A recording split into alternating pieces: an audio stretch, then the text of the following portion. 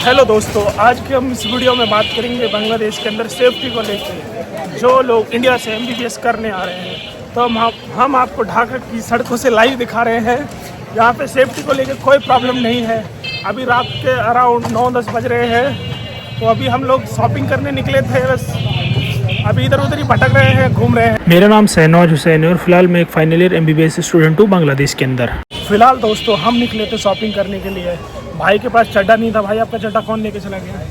हमारे मक्ताब भाई अपने चड्डे को लेकर डिस्प्रेशन में थे और काफ़ी टेंशन में थे। फिर हमने उनसे ज़्यादा कुछ सवाल नहीं किए, वो अपने आप से ही बात कर रहे थे। फिर उसके बाद हमने ये टॉपिक को यहीं पे ख़त्म किया। यहाँ पर हम लोग हमारी लोकेशन पे पहुँच गए थे और रिक्शे वाले को उसके पैसे दिए और आगे चल दिया।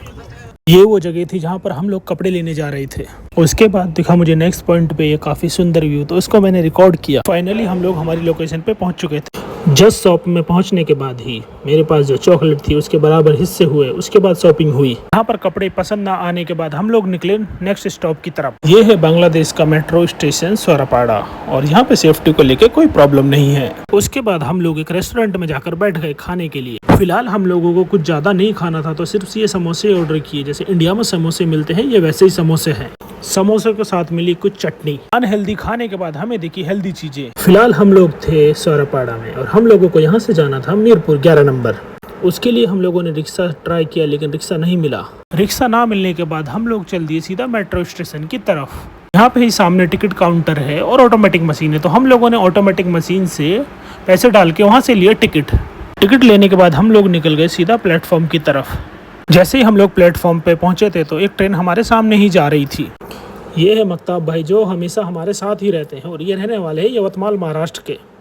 जो आपको दूसरा इंसान दिख रहा है ये है शाहिद और ये रहने वाला है यूपी गोरखपुर का। और ये नेक्स्ट पर्सन जो दिख रहा है ये है शुभदीप और ये है कोलकाता का रहने वाला। बाकी भाई का भीड़ देख के ही दिमाग खराब हो चुका था, क्योंकि इतनी भीड़ थी मेट्रो में जितना हम सोच भी नहीं सकते थे। बाकी मेट्रो की भीड़ में हम लोगों की हालत खराब हो चुकी थी और हम लोग निकल गए नेक्स्ट स्टॉप की तरफ। उसके बाद हम लोगों को इस दुकान में भी कपड़े पसंद नहीं आए और हम लोगों ने फिर सोचा कुछ खाने का। बाकी ये बांग्लादेश का फेमस रेस्टोरेंट है नोंगोर। हम लोग पहुंच गए यहाँ पे खाने के लिए। जैसे ही हम लोग एंट्री पॉइंट पे पहुंचे तो व्यू काफ़ी सुंदर था। वैसे तो नॉर्मली हम लोगों को टाइम नहीं मिलता बाहर निकलने के लिए रूम से। आज था थर्सडे, तो इसलिए हम लोग निकल गए, क्योंकि यहाँ पे फ्राइडे की रहती है कॉलेज ऑफ। बाकी जो लोग बांग्लादेश के अंदर एमबीबीएस करने आ रहे हैं इंडिया से, उनको यहाँ पे खाने को लेकर और सेफ्टी को लेकर और पढ़ाई को लेकर कोई प्रॉब्लम नहीं होने वाली है। लेकिन पढ़ाई आपको ही करनी पड़ेगी और सीरियस होकर एकदम। बाकी मैं अपना कैमरा पर्सन मक्ताब भाई के साथ कुछ फोटोज ले रहा था यहाँ पर। बाकी यहाँ पर हम सब दोस्त लोगों में काफ़ी सीरियस डिस्कशन चल रहा था, जो कि आउट ऑफ सिलेबस था एक दूसरे को लेकर। बाकी जो लोग बांग्लादेश के अंदर इंडिया से एमबीबीएस करने आ रहे हैं, उनको फ़ीस को लेके किसी कॉलेज के बारे में जानना है तो वो मुझे डायरेक्ट कांटेक्ट कर सकते हैं। मैं अपना डिस्क्रिप्शन में इंस्टाग्राम आईडी और व्हाट्सएप नंबर डाल दूंगा। और एक चीज़, काउंसलिंग जो बांग्लादेश के अंदर होती है वो फ्री ऑफ कॉस्ट होती है। एजेंट को कोई पैसे देने की ज़रूरत नहीं है। उस चीज़ को लेके मैं आपको गाइड कर सकता हूँ एकदम बिल्कुल फ्री में।